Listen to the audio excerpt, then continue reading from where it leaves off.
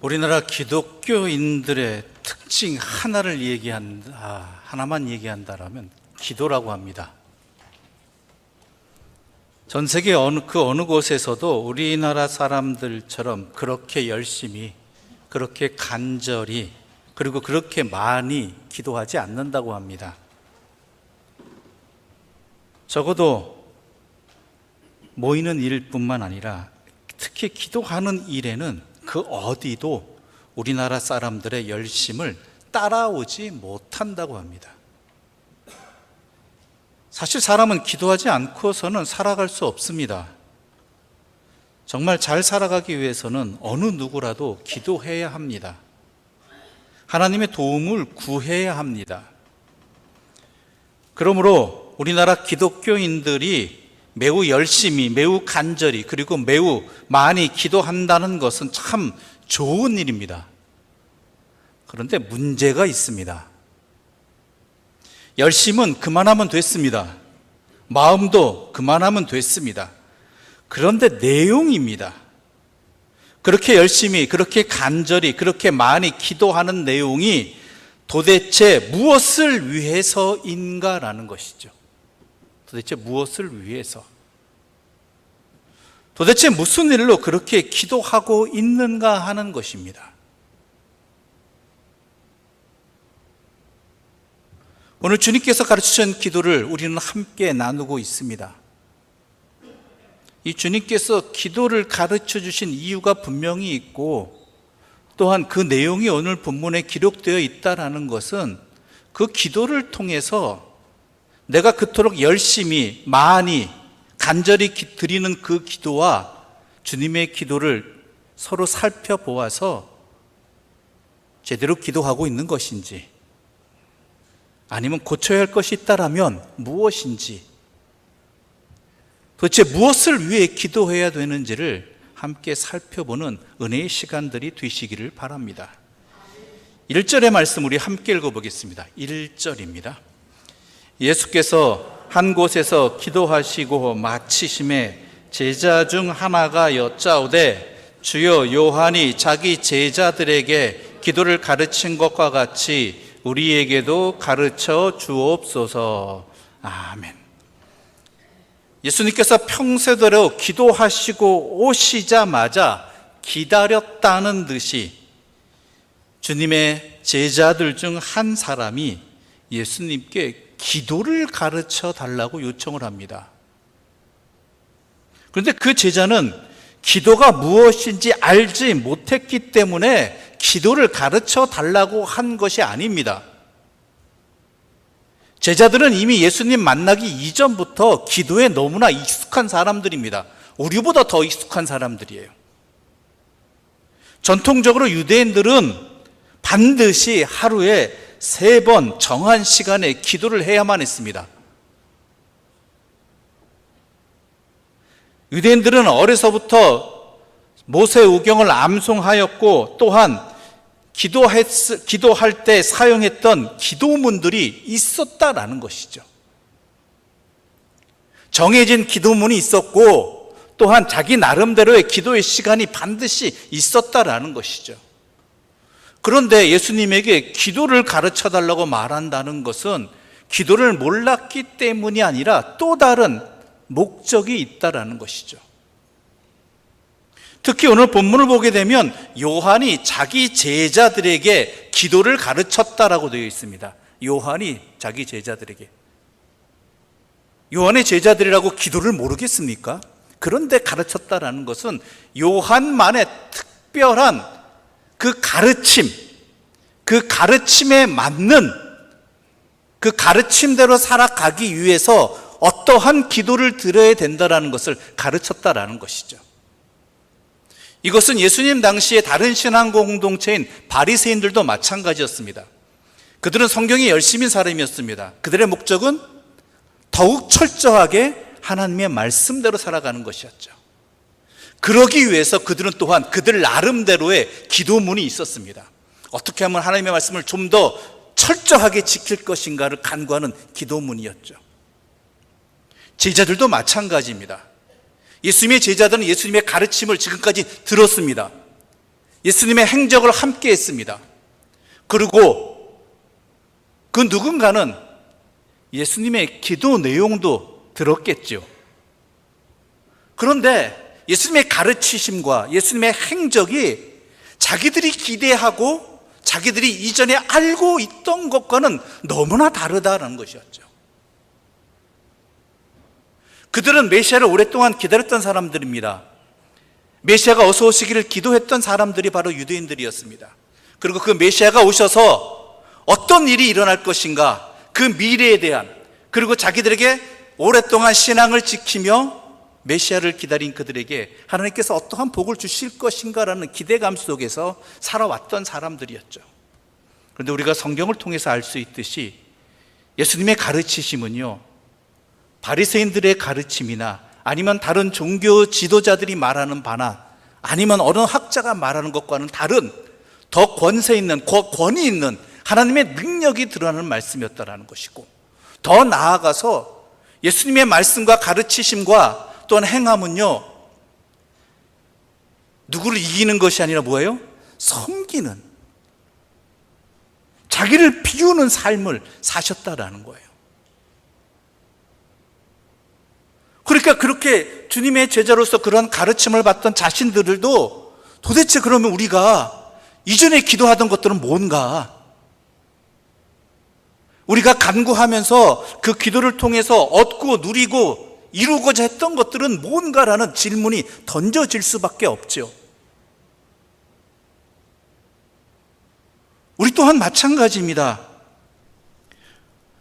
우리 모두 세상에서 듣고 표현한 대로 예수 믿으면 복 받는다는 걸 알고 있습니다.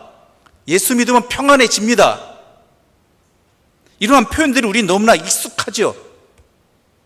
그리고 그렇게 세상 사람들에게 말하기도 합니다. 그런데요, 신앙생활 조금 더 깊이 들어가고 오래 하다 보면요,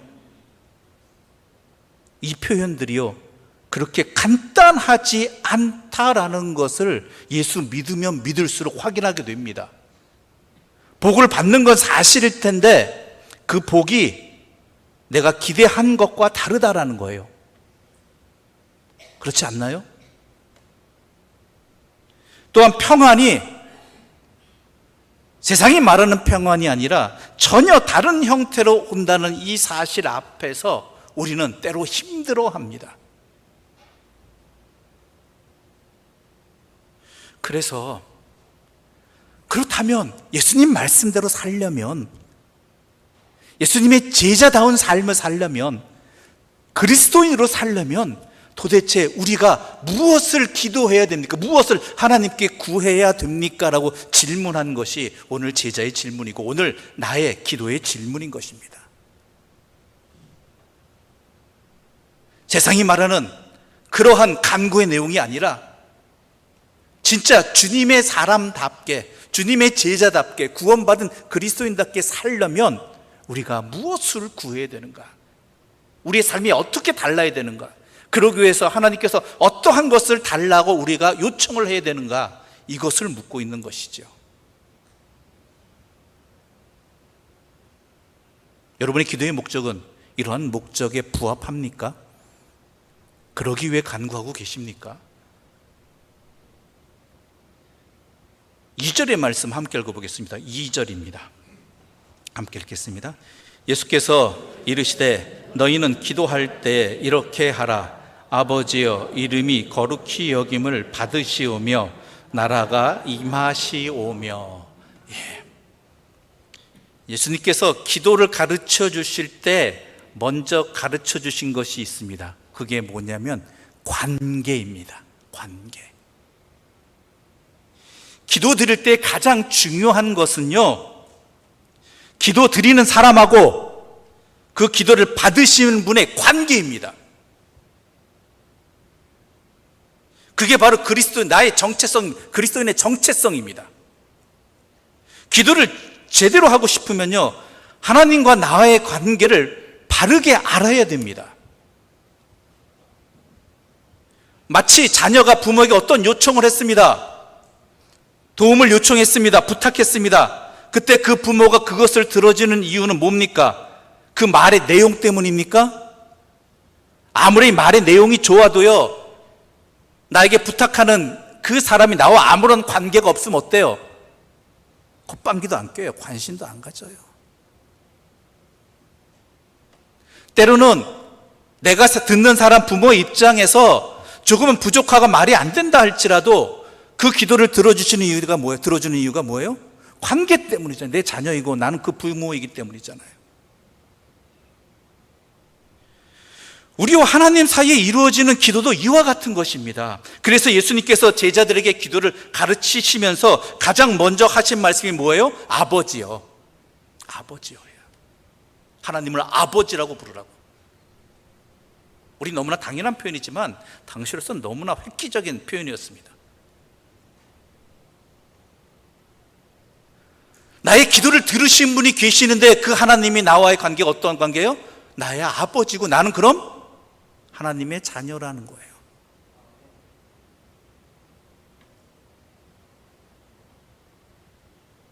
하나님이 우리의 아버지시고 내가 하나님의 자녀라는 것을 깊이 자각하고 기도하고 있느냐라는 거예요. 그냥 기도 시작합니다의 신호가 아니에요. 아버지는 진짜 나의 아버지로, 하나님을 나의 아버지로 알고 내가 하나님의 자녀임을 그 관계 속에서 분명히 내 기도가 시작되고 있고 알고 있느냐, 간구하고 있느냐라는 거예요.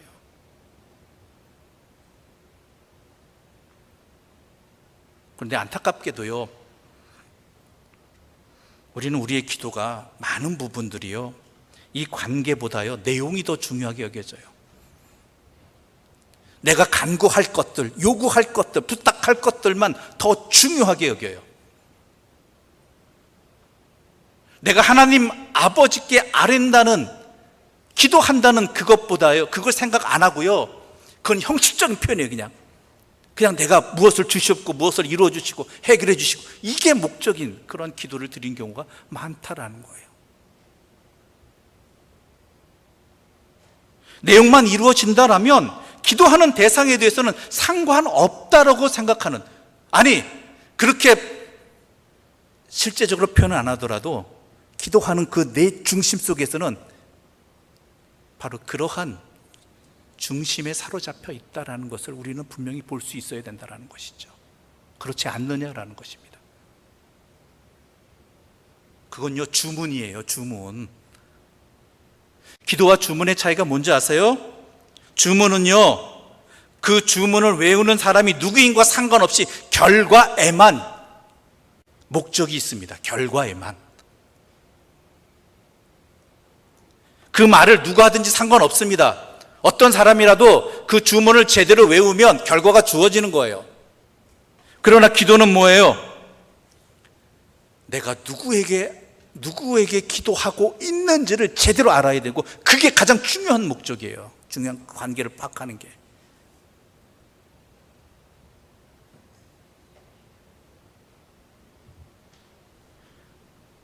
그 주어를 잃어버린다면, 그 관계를 잃어버린다면요, 자칫 잘못하면 이게 어떻게 되는지 아세요? 하나님이 나의 목적을, 내용을 이루어줄 도구로 내가 스스로 전락시켜버려요. 하나님을 감히 교만하게.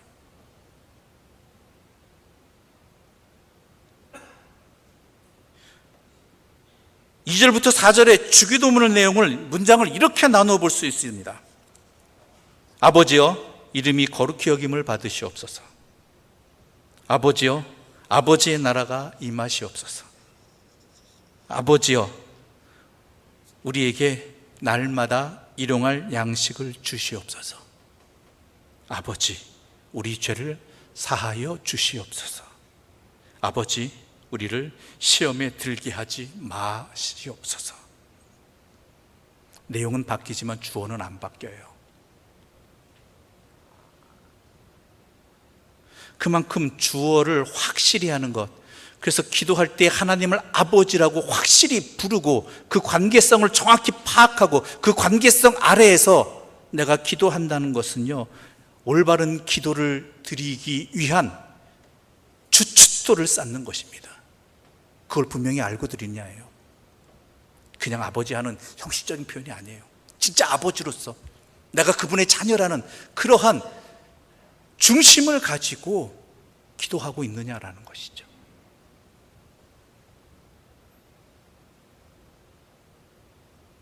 그냥 기도한다고 그 기도가 그리스도인의 정체성이 될 수 없는 것입니다.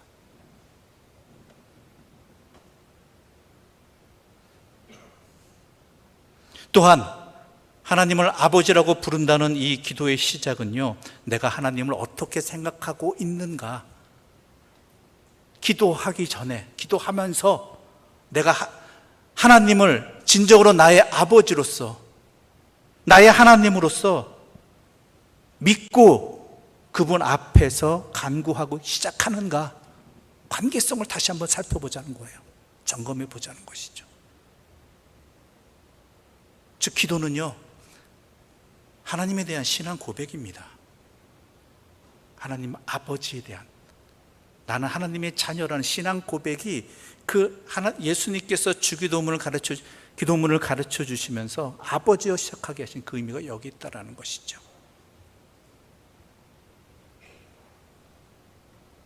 좀 더 자세히 살펴보겠습니다. 제자들의 요청에 예수님께서 가르치신 기도, 즉 이 주님의 주기도문은요, 앞부분은 하나님께 대한 부분입니다. 그렇죠? 그리고 뒷부분은 뭐예요? 우리에 관계된 부분이에요. 그런데 우리가 드리는 기도는요, 우리에 관한 것으로 시작해서 우리에 관한 것으로 끝나는 경우가 대부분입니다. 왜냐하면 내가 당면하고 있는 상황이 나에게 있어서 너무나 크기 때문에 크게 다가오잖아요. 그러다 보니까 다른 무엇과도 비교할 수 없는 중요한 것이 되어버려요. 그래서 물론 기도하면서 우리가 하나님에 대한 표현을 하죠. 그렇죠? 감사합니다.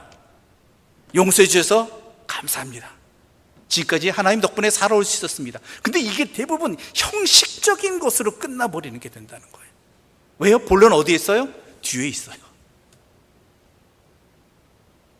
마치 우리가 식사를 하면서 어른에게 예의를 차리듯이 먼저 드세요라고 말씀드린 것처럼 그렇게 형식적인 내용이 하나님에 대한 부분으로 자리 잡고 있다는 것이고, 본론은 뭐예요? 내가 먹는 것, 내가 원하는 것에 있다는 것이죠.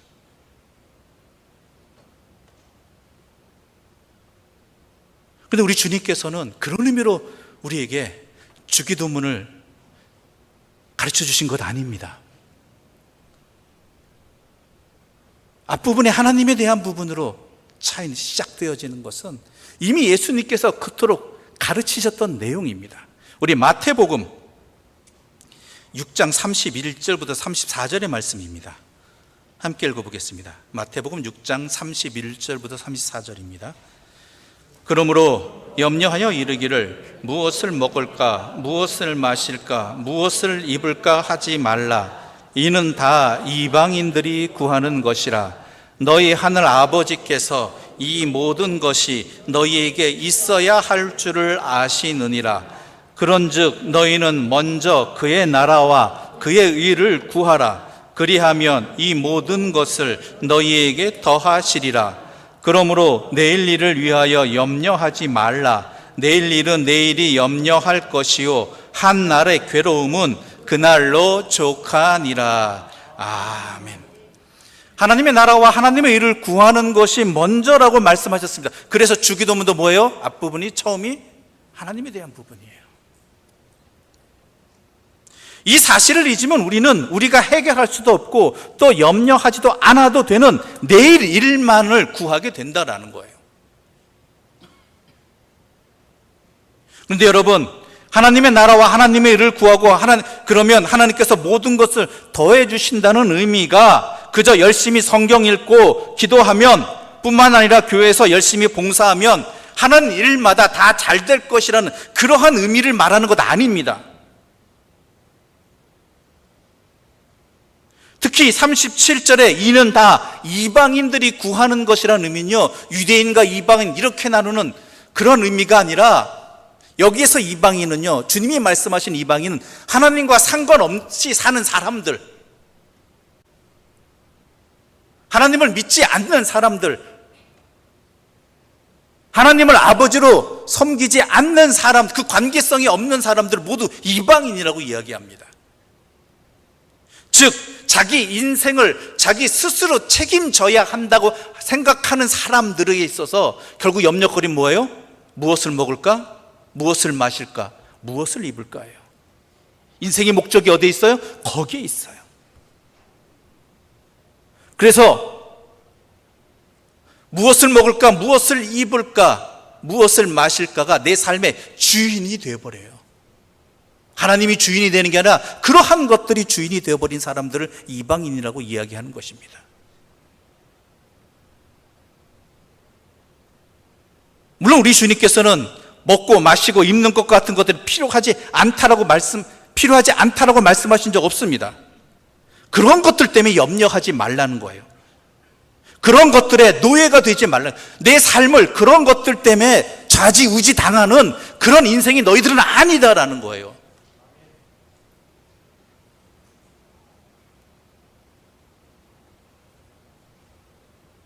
왜냐하면 우리가 이 땅을 살아가는데 필요한 것은 꼭 있어야 합니다. 하지만 그것 자체를 목적으로 삼고 그것을 향해서만 살아간다라면 우리 역시 하나님 모르는 이방인과 다를 바 없는 인생으로 전락해버린다는 것이죠. 이방인들이 구하는 먹을 것, 마실 것, 입을 것, 그런 것들은 우리 인생에 필요한 것이지만 우리 인생의 목적이 되고 최우선순위가 될 수 없다는 것입니다. 우리들이 최우선순위로 삼아야 될 건 뭐예요? 하나님의 나라와 하나님의 의라는 거예요. 단순히 잘 먹고 잘 사는 것이 아니라, 그것이 인생의 목적이 아니라 하나님의 다스림 속에 있는 것, 하나님의 안에 있는 것, 이게 우리의 인생의 목적이 되고 기도의 목적이 되는 거예요. 하나님 안에 있는 것.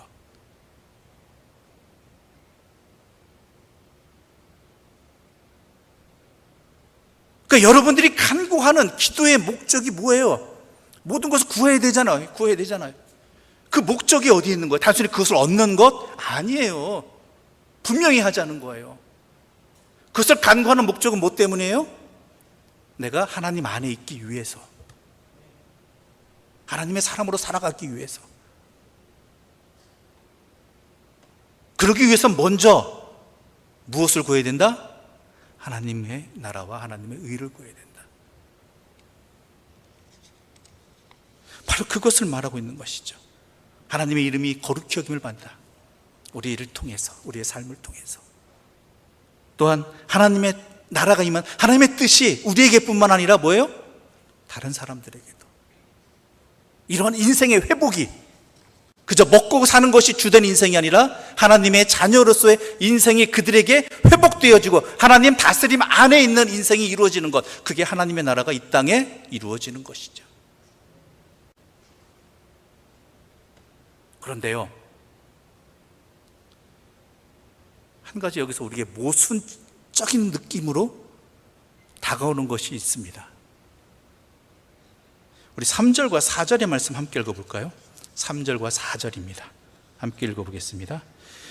우리에게 날마다 일용할 양식을 주시옵고 우리가 우리에게 죄지은 모든 사람을 용서하오니 우리 죄도 사하여 주시옵고 우리를 시험에 들게 하지 마시옵소서 하라.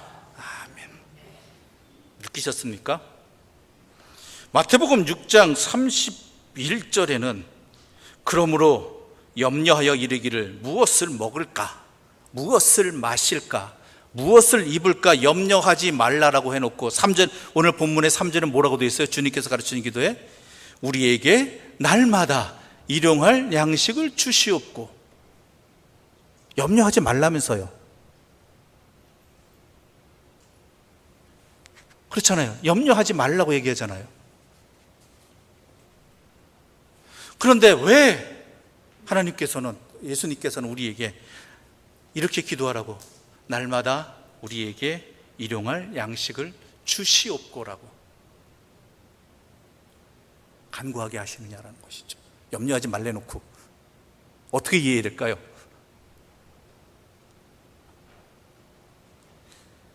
그런데요,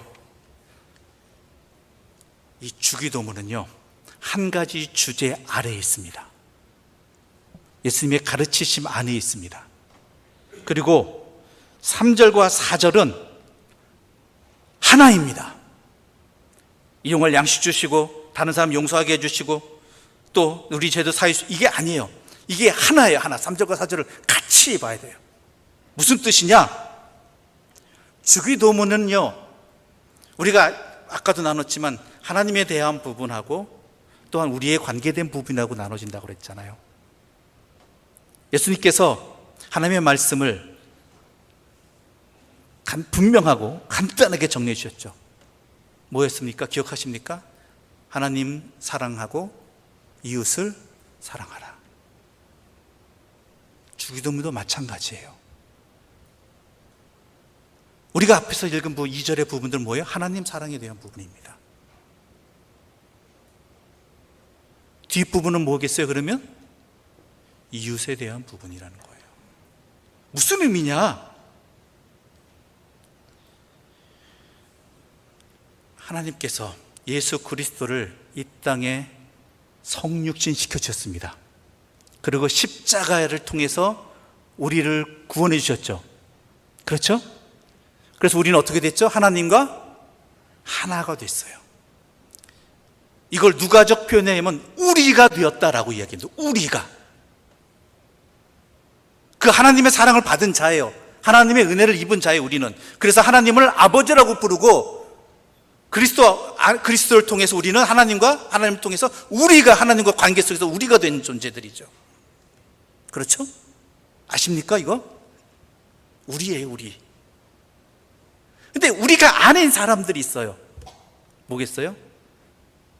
아까 말한 이방인들, 하나님 모르는 사람들.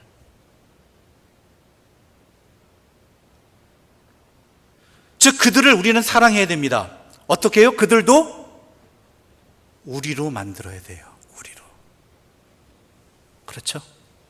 내가 이미 하나님을, 나도 자격 없는 사람이에요. 우리도 감히 우리 힘으로 할 수 없는 사람이에요. 우리 힘으로 해결할 수 없는 하나님과의 관계성이 하나님의 전적인 은혜로서 예수 그리스도의 보혈의 십자가를 통해서 우리가 하나님과 원수되었던 우리가 어떻게 되었어요? 하나님을 아버지라고 부르는 자녀로서 우리가 되었다는 거, 우리가. 그렇다면 이 은혜를 입었다면 우리가 어떻게 해서 이 사랑을 입었다라면 우리 또한 나아가서 세상에서 살아가면서 그들을 하나님 안에, 우리 안에, 우리로 만들어야 된다는 거예요. 우리로. 우리 삶의 목적이 거기에 있어요. 제자가 바로 그거예요. 그리스도인이 바로 그거예요. 이 좋은 것, 이 좋은 관계, 나만 누리는 게 아니라, 나만 회복해서 기뻐하는 게 아니라 다 하나님의 피조물이잖아요. 하나님이 창조하신, 하나님이 사랑하시는 존재들이잖아요. 그들 또한 우리로 만들어야 되는데 누가 하느냐? 이미 하나님께로부터 그런 은혜와 사랑을 받아서 우리가 된 우리가 나아가서 그들을 우리로 만들어야 되는 거예요. 우리로 회복시키는 거예요.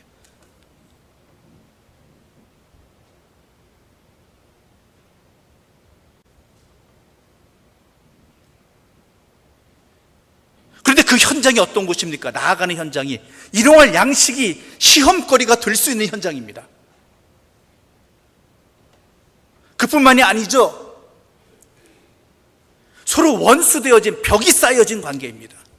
절대 용서가 필요한 현실이에요. 현장이에요.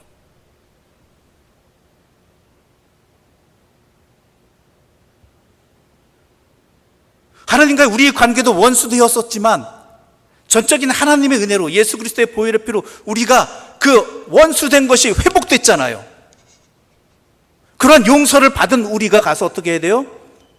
또한 하나님께부터 그런 일용한 양식에 대해서 시험거리가 되지 않게 하나님과의 관계가 회복된 우리가 그렇지 않은 현장에 가서, 현실에 가서 우리 또한 그 안에서 휩쓸려서 그 정체성을 잃어버리고 그 은혜를 잃어버리고 시험에 들지 아니하도록 하나님 나에게 일용할 양식을 허락해 주시고 우리에게, 우리가 될 수 있도록 또 어떻게 해요?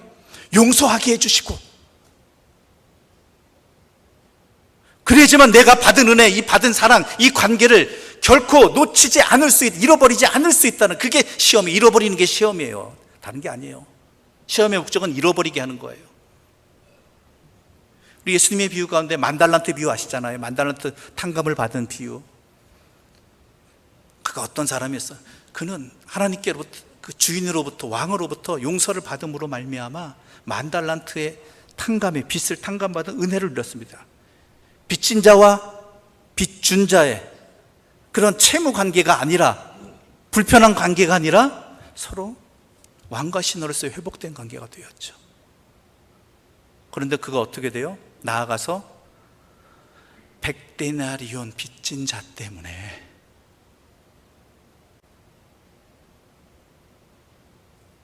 그 만달란트 은혜를 도리어 잃어버렸잖아요.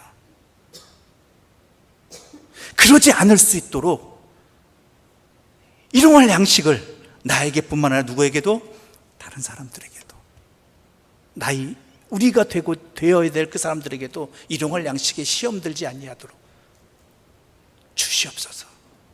또한 서로 원수된 것들이 회복될 수 있도록 하나님의 그 사랑의 은혜가, 용서를 우리에게도 허락하여 주시옵소서. 우리 할 수 있도록 해주십시오. 그게 뭐예요? 그리스도인답게 살아가는 거예요.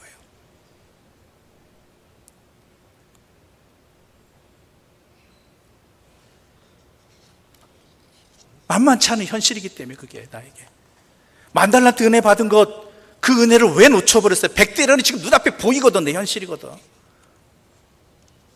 용서가 안 되거든.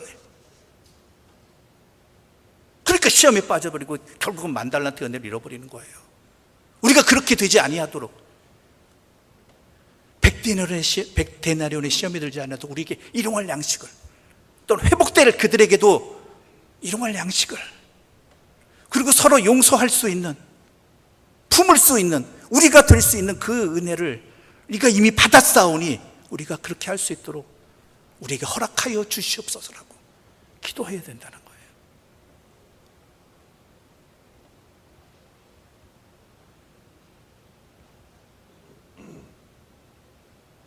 그래서 시험에 들지 말게 해주십시오라는 거예요. 잃어버리지 않게 해주십시오. 계속 누리게 해주십시오. 나누게 해주십시오. 우리가 우리라는 은혜를 입은 우리가 주님을 모르는 사람을 안에서, 주님 안에서 우리가 되게 하는 일을 하고자 하는데, 그게 나의 사명인 줄 알고 내가 받은 은혜에 합당한 응답인 줄 알고 살아가고자 하는데, 일용할 양식을 주시고, 일용할 양식으로 시험 들지 말게 해주시고, 용서되지 않아서 시험에 들지 않도록 받은 바 은혜를 놓치지 않게 해주십시오.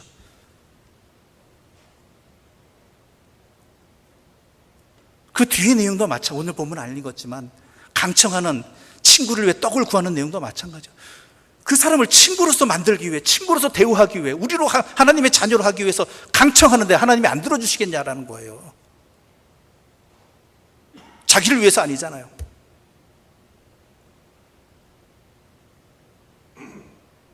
또 아버지께서 성령을 주시지 않겠느냐라는 것은 그것을 감당할 수 있는, 용서를 할 수 있는, 일용할 양식에 시험 들지 않을 수 있도록 힘을 누구를 통해 주신다고요? 성령을 통해서. 가장 좋은 거 성령을 주시지 않겠냐? 바로 그것이에요.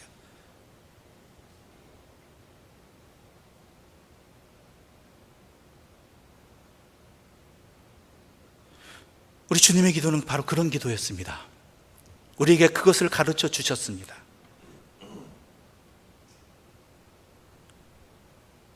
우리 또한 그런 기도를 드리라고 말씀해 주고 계시는 것입니다. 언제나 하나님 안에서 살아가고, 하나님 안에서 살아가게 내 삶을 나눌 수 있게 해달라고 그렇게 기도하는 것이죠. 기도는 우리의 관심사를 보여줍니다. 기도는 우리의 속마음이 어디에 가 있는지, 내 수준이 어디에 있는지, 어느 정도인지를 보여줍니다. 그러므로 기도를 열심히 하기도 해야 합니다. 반드시 열심히 해야 되죠. 그러나 기도를 제대로 해야겠습니다.